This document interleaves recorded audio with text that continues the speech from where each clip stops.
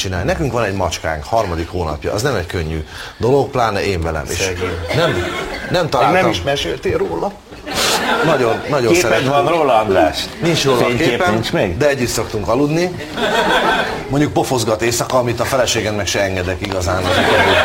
Attól függ, hogy hol pofozgat? Az arcodon? Hát az egyetlen hely, ahol engem pofozgatni lehet, az arcomon van, mert ilyen kicsi mancsa van a macskán. És általában én találkozom vele éjszaka, amikor ébren van. Na, a családom többi része úgy tudja a maskáról, hogy ez egy nagyon aranyos kis állat, mert csak így fekszik, meg eszik, meg így csinál ilyen. Én meg akkor találkozom vele éjszaka, amikor az őrjöngő fél óra van rajta. És nem találtam meg hozzá a kulcsot, míg rá nem jöttem, hogy a macska produkciót akar. Elmondtam neki, hogy nem szabad, rossz cica, nem szabad beleszarni a gyereknek a tolltartójába. Mert ezeket nem érti a macska. És valamilyen módon rájöttem arra, hogy ha magyarul orosz akcentussal beszélek, akkor megérti. És azóta minden éjszaka azt mondom, rossz macska. Hát nem lehet a gyereknek a tolltartójába belekakilni, és akkor így figyel. De lehet, hogy szibériai, nem lehet?